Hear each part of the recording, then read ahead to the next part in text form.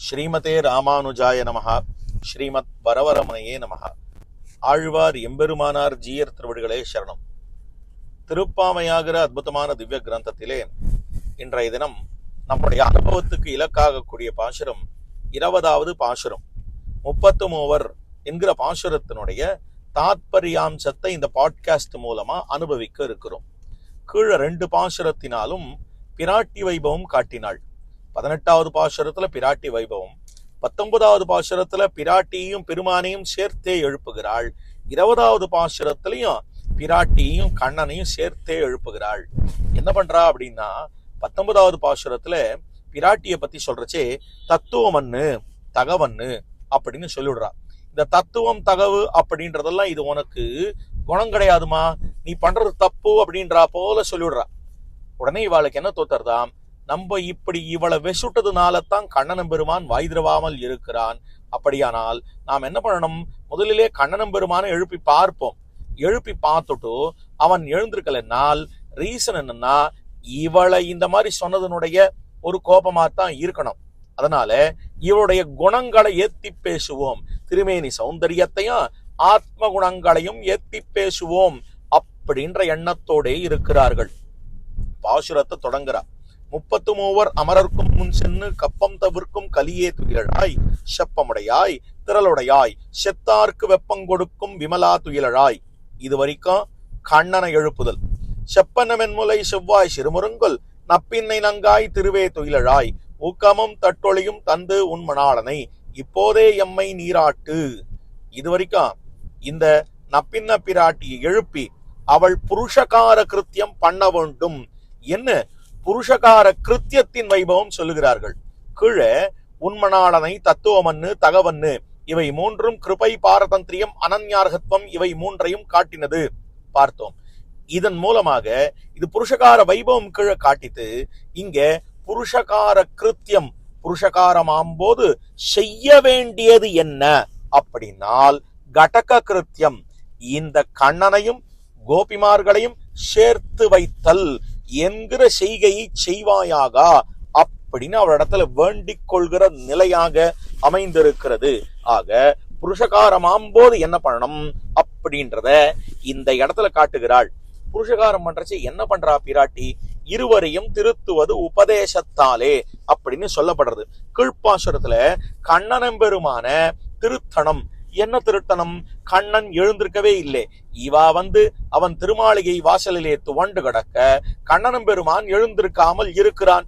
அப்படி எழுந்திருக்காமல் இருக்கக்கூடிய கண்ணனம்பெருமான் இடத்திலே இவர்கள் உன் அடியவர்கள் நீ எழுந்திருப்பாயாக என்று அவனை எழுப்பி அவனிடத்திலே தக்க சமயம் வரும்போது நல்வார்த்தைகள் சொல்ல வேணும். இவர்களை பத்தி பேசி இவர்களுக்கு வேண்டிய அபேட்சிதங்களை தேவைகளை பூர்த்தி செய்ய வேண்டும் அப்படின்ற எண்ணத்துக்காக அப்படின்ற விஷயத்துக்காக வெயிட் பண்ணிட்டு இருக்கா. சொல்லி பாக்குறா கண்ணன் பெருமான இடத்துல. ஆனால் கண்ணன் எழுந்திருக்கவே இல்லை. அப்போ கீழ்ப்பாசுரத்து மூலமா கண்ணனிடத்திலே உபதேசிக்கிறாள், இவாளை திருத்தனம், இவாளை கை கொள்ள வேணும் அப்படின்னு. ஆனா எழுந்திருக்கல. இப்பாசுரத்துல காட்டப்படுறது என்ன அப்படின்னால், செப்பன்ன மென்முலை செவ்வாய் சிறுமருங்கல் நப்பின்னி நங்காய் திருவே துயிலழாய். இது மூலமா என்ன தெரியறது, அவருடைய அழகு வெளிப்படுகிறது என்று காட்டப்படுகிறது. அப்போ கீழ்ப்பாசுரத்துல அவள் உபதேசத்தாலே திருந்தாதவன இப்பாசுரத்தாலே அழகாலே திருத்துகிறாள். இருவரையும் திருத்துவது உபதேசத்தாலே. சேத்தனனையும் பிராட்டி உபதேசத்தால தான் திருத்துறா, ஈஸ்வரனையும் பிராட்டி உபதேசத்தாலதான் திருத்துறா. 2 பேரும் மீளாத போது உபதேசத்தால இவா 2 பேரும் திருந்தவில்லை என்னால் ஈஸ்வரனை அழகை காட்டி மயக்கி அவனை திருத்துகிறாள். அவன் சேத்தனனை கை கொள்ளும்படியாக பண்ணுகிறாள். சேத்தனிடத்திலே அருளை காட்டி அவனை வசீகரித்து மாத்ருவாத்சல்யத்தை காட்டி நீ பகவானடை அடைவாயாக என்று பகவானிடத்திலே சேர்ப்பிக்கிறாள். இப்போ கண்ணன் இவா சொல்றத கேட்கலன்னு உடனே கண்ணனம் பெருமானிடத்திலே உபதேசிக்கிறாள். 19ல 20ல திருந்தலன்னு உடனே அழக காட்டுகிறாள். புரியறது விஷயமெல்லாம் அதுல இருக்கு. ஆனா இந்த கோபிமார்கள் தான் என்றோ திருந்தினவர்கள் ஆயிற்று. இவர்களுக்கு என்ன உபதேசம், என்ன பிரச்சனை, ஏன் இவர்களுக்கு உபதேசத்தால் மீளாத போது அப்படின்னு சொல்றீர் அப்படின்னு சொன்னால், இந்த இவர்களுடைய பிரச்சனை இன்னைக்கு இல்ல, இந்த ஜென்மத்தில இவர்கள் கோபிமார்களாக திருவவதரித்திருக்கிறார்கள்.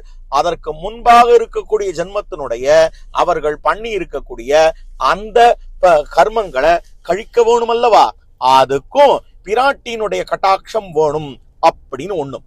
ரெண்டாவது விஷயம், இங்க இவாளுடைய குத்தம் என்ன அப்படின்னால், கண்ணன் கை கொள்ள வேண்டி இருக்க இவர்கள் தாங்களே நடந்து கண்ணன் திருமாளிகைக்கு சென்றார்களே, நீ என்னை காக்க வேண்டும்னு கேட்டாலே. அப்ப கண்ணன் மனசுல ஒரு சீத்தம் ஏற்பட்டது.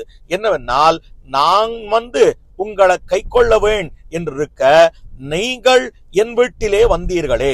அதாவது இந்த வராகவதாரத்தெம்பெருமான் சொல்லுகிறான், அகம் ஸ்மராமி மத்பக்தம் நயாமி பரமாம் கதிம்.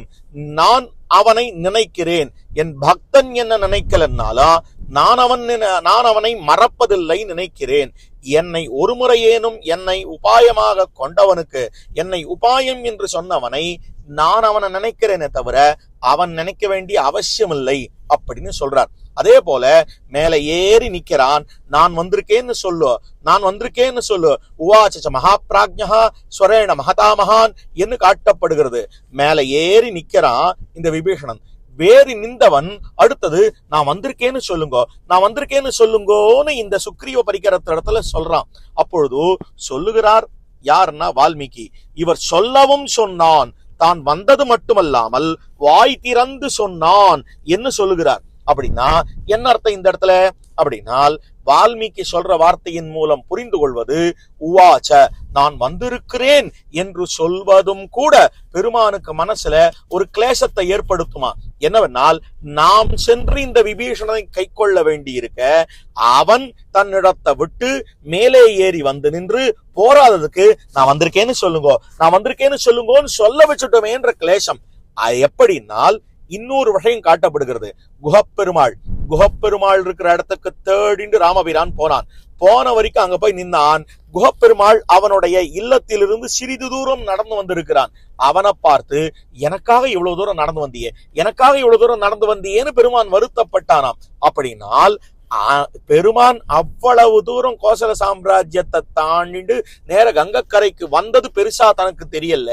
ஆனா தன்னுடைய கிரகத்திலிருந்து ஒரு 100 அடி நடந்து வந்தவனை பார்த்து, எனக்காக இவ்வளவு தூரம் வந்தியேன்னு கேட்கிறான்னா, அவன் அவ்வளவு தூரம் கொஞ்ச தூரம் ராமனுக்காக நடந்தது கூட ராமபிரானுக்கு பெருமாளுக்கு மனசுல ஒரு கிளேசத்தை ஏற்படுத்தித்து. அதுபோலவே கண்ணன் பெருமான் தான் எப்படிப்பட்டவனாக இருந்தான், நாராயணனாக இருந்தான். பார்க்கடலுள் பையத்து இன்ன பரமனானான். அதற்கு பிற்பாடு அவன் திருப்பார்கடலை விட்டு ஏஷ நாராயண ஸ்ரீமான் க்ஷீரார்ணவ நிகேதனஹ நாகபதியங்க முஸ்ரிஜ்ய ஹங்கியதோ மதுராம் புரீம் என்று மதுர மாநகரத்துக்கு வந்து, மதுர மாநகரத்திலிருந்து ஒருத்தி மகனாய் பிறந்து ஓரிரவில் ஒருத்தி மகனாய் ஒளித்து வளரா என்று இவர்களுக்காக இங்கே வந்து இங்கே கிடக்கிற கிடக்கை இவ்வளவு தூரம் வந்திருக்கான். ஆனா இவாளுக்கு தானே நம்ம இவ்வளவு தூரம் வந்திருக்கோம், அந்த நம்பிக்கை எல்லாமே நம்ம வீட்டு வாசல்ல இவார வரவழிச்சுட்டோமே என்ற எண்ணம் அந்த எம்பெருமானுக்கு கிளேசம் இருந்தது. அப்போ அந்த கிளேசத்தை உருவாக்கினாள் இல்லையா, இவான்னா காத்துட்டு இருக்கணும் பெருமாள் வர வரைக்கும். ஆனா இவர்கள் துவரித்து கண்ணன் வீட்டு வாசலிலே வந்து நிற்க இருக்கிறதே, அது கண்ணன் பெருமான் மனசுல சீத்தத்தை ஏற்படுத்தி இருக்கலாம். அதனால அவன் ஏதும் செய்யாமல் இருக்கலாம். அவனிடத்துல இந்த பிராட்டியானவள் என்ன சொல்லுகிறாள் கண்ணனிடத்திலேன்னா, இவா வந்ததுக்கு காரணம் அது உபேயாம்சம் அல்ல, உபாயாம்சம் அல்ல, உபேயாம்சம். இவர்கள் வந்தது தங்கள் உபாயமாக கொண்டு உன் வீட்டு வாசல்ல வந்து துவண்டு நிற்கவில்லை. இவர்கள் உன்னை பயமுறுத்தி காரியம் கொள்ள வேண்டும்ன்றதுக்காக வந்திருக்கிறார்கள். இது பிராபிய துறையிலே புகுமே தவிர இது இவர்கள் உன்னை அடைய வேண்டும் என்கிற துடிப்பிலே புகுந்து விடுமே வழிய இவர்கள் வந்தது ஒரு காலத்திலும் இவர்கள் நம் வீட்டு வாசலிலே வந்து நிற்பது தங்கள் முயற்சியாலே உன்னை பெற வேண்டும்ன்றதுக்காக வரவில்லை என்று பெருமானிடத்துல உபதேசம் பண்ணுவள். அடுத்தது இவாளிடத்துல என்ன சொல்லுவள் அப்படின்னு சொன்னால், ஆறியிருந்தால் அந்த எம்பெருமான் நமக்கு எல்லாவற்றையும் செய்வான். நீங்கள் துடிப்பை வெளிப்படுத்துவதாக நினைத்து உபாயத்திலே ஈடுபட்டு விடாதீர்கள் என்று இவர்களுக்கும் உபதேசித்து, நானும் உங்களில் ஒருத்தி அல்லவோ, என்னை தனியாக பார்க்க வேண்டா என்று இவர்களோடு பிராட்டி சேர்ந்து கொண்டிருக்கக்கூடிய நிலை. ஆக இது உபதேசத்தால் திருத்துவது.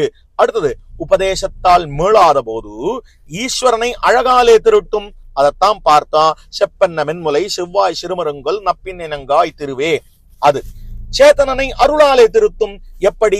ஊக்கமும் தட்டொழியும் தந்து உண்மணாளனை இப்போதே எம்மை நீராட்டு என்று அவள் கட்டாட்சத்தினால்தான் நீராட்டம் என்று காட்டப்படுகிறது.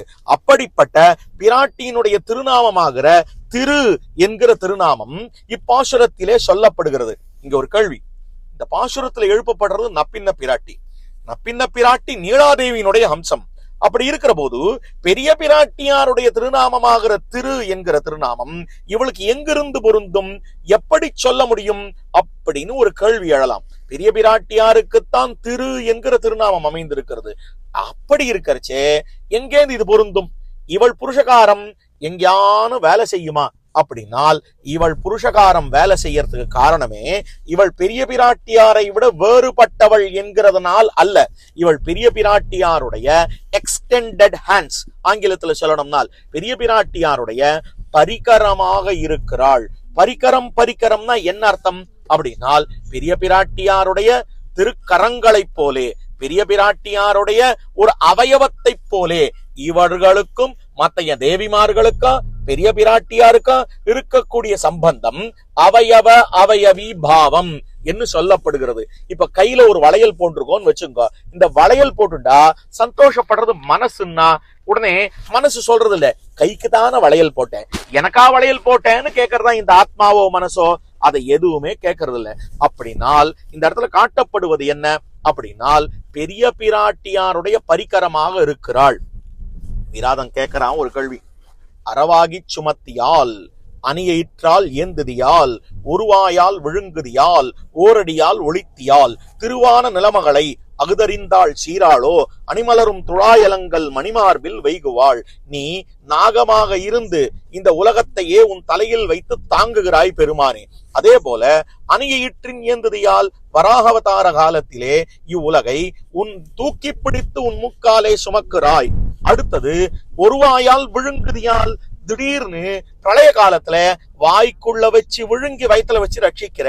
ஓரடியால் ஒளித்தியால், உலகளந்த காலத்திலே உன் திருவடிக்கு கீழே இந்த உலகத்தை நீ என்ன பண்ணுகிறாய்? வைத்து ரட்சிக்கிறாய். இதெல்லாம் எப்படி பண்ற அப்படின்னால், உன் திருமார்பிலே பெரிய பிராட்டியார வைத்துக் கொண்டே இவை அனைத்தையும் செய்கிறாயே. உங்கள் வீட்டிலே எந்த சண்டையும் வராதா? இவாளுக்குள்ள சண்டையே வராதா? எப்படி நீ மேனேஜ் பண்ற அப்படின்னு கேக்குறான். என்ன காரணம்? ஏன் இந்த சண்டை வரலன்னால், இந்த பெரிய பிராட்டியாருடைய பரிகரமாக இந்த பெண் பிள்ளைகள் நீலாதேவியும் பூமி தேவியும் இருப்பதனாலே பெரிய பிராட்டியாருக்கு அது ஒரு அதிசயத்தை தான் விளைவிக்குமே தவிர ஒரு காலத்திலும் அவள் தன்னை இவளை விட வேறாக பார்ப்பதில்லை. இப்படி இவர்கள் செய்யும் ஒரு புருஷகாரமும் கூட பெரிய பிராட்டியாருடைய புருஷகாரமாகவே அமைந்திருக்கிறது அப்படின்னு நம்முடைய பெரியவர்கள் காட்டி அருளி இருக்கிறார்கள். ஆகையால் இங்கே திரு என்கிற வார்த்தை இவளை சொன்னாலும் பெரிய பிராட்டியாரையும் குறிக்கும். அப்ப திருன்ற வார்த்தைக்கு என்ன அர்த்தம்னால், கேட்கிறாள், கேட்பிக்கிறாள், நம்முடைய குறையை கேட்கிறாள், அந்த எம்பெருமான் குறையை கேட்கும்படியாக பண்ணுகிறாள். அடுத்தது ஹிம்சிக்கிறாள், விஸ்தரிக்கிறாள், நம்முடைய பாபங்களை ஹிம்சித்து அவனுடைய குணங்களை விஸ்தரிக்கிறாள். அடுத்தது நம்மாலே ஆசிரியிக்கப்படுகிறாள், நமக்காக அவனிடத்திலே ஆசிரியிக்கிறாள். ஆக இந்த 6 வியுற்பத்தியினாலே பிராட்டியானவள் புருஷகார பூதையாக இருக்கிறாள். அதனால்தான் இந்த திரு என்கிற திருநாமத்தால்தான் ஸ்ரீக்கு நாதனாக இருப்பதனால்தான் கஸ்ரீஹி ஸ்ரீயஹா பரமசத்வ சனாதனஹா என்று அந்த எம்பெருமானுக்கு பிராட்டிக்கு கணவனாக இருப்பதனால்தான் அவனுக்கு பெருமை. அவனுடைய ஸ்வரூப நிரூபகமே. எவன் ஸ்ரீமன், எவன் நாராயணன், எவன் பரம்பொருள் அப்படின்னு கேட்டா, எவன் திருவுக்கும் திருவாகிய செல்வனோ அவனே பரம்பொருள் என்று அவனுக்கு அடையாளமாகவே திகழக்கூடியவள் இந்த திரு என்கிற ஸ்ரீ என்கிற பிராட்டி. அதனாலதான் அவளுக்கு பெருமை என்று காட்டப்படுகிறது. ஸ்ரீயப்பதித்துவம் என்கிறது அவனுடைய முக்கியமான ஒரு ஸ்வரூப நிரூபக தர்மமாக அமைந்திருக்கிறது. இந்த ஸ்ரீயப்பதித்துவம் இல்லை என்னால் அவனுக்கு பெருமையே அன்னு. ஆக அழகு அவளாலே, மேன்மை அவளாலே, நீர்மை அவளாலே, குணங்கள் அவளாலே நிரூபித்தால் அடங்கலும் அவள் தோயலாய் இருக்கும் என்று காட்டப்பட்டிருக்கிறபடி இந்த திரு என்கிற பிராட்டியோடு கூடியிருக்க கூடிய நாராயணன் ஸ்ரீமன் நாராயணன். இது ஸ்ரீ வைஷ்ணவ சம்பிரதாயம். இது வைஷ்ணவ சம்பிரதாயம் இல்ல. பிராட்டியுடன் கூடின எம்பெருமானுக்கு நம்முடைய வணக்கங்கள். ஆக பிராட்டி அவள், பெருமான் கண்ணன், நப்பின்ன பிராட்டியும் கண்ணனுமாக சேர்ந்திருக்கிற சேர்த்தி இந்த உபயம் இருக்கிறதே, இந்த துவயம் இருக்கிறதே, இதுக்குத்தான் பெருமை. இந்த இருவருக்கும் தான் பெருமை. இப்படி பிராட்டிக்கு புருஷகாரத்துவம், பெருமானுக்கு உபாயத்துவம், இவை இரண்டும் இப்பாசுரத்திலே காட்டப்படுகிறது. செப்பமுடையாய், திரளுடையாய், செத்தார்க்கு வெப்பம் கொடுக்கும் விமலா துயிலழாய், இதெல்லாம் பகவானுடைய ரட்சகத்துவத்தை காட்டுகிறது. அடுத்தது, நீ இப்போதே எம்மை நீராட்டு என்பதனாலே பிராட்டியினுடைய புருஷகார வைபவம் பகவானோடு நம்மை சேர்த்து வைக்கிறாள் என்பதை காட்டுகிறது. அப்போ உபாய வைபவமும் இப்பாசுரத்திலே அமைந்திருக்கிறது, புருஷகார வைபவமும் இப்பாசுரத்திலே அமைந்திருக்கிறது. ஆக உபய வைபவம் சொல்லும்படியான பாசுரம், ஆக புருஷகார கிருத்தியம் சொல்லும்படியான பாசுரம் என்ன, இப்பாசுரத்தை கொள்ள வேணும் என்று சொல்லி நாளைய தினம் இருக்கக்கூடிய பாசுரத்தை நாளை அனுபவிப்போம் என்று சொல்லி அமைகிறேன். ஸ்ரீமதே ராமானுஜாய நமஹ. ஸ்ரீமத் வரவரமுனையே நமஹ.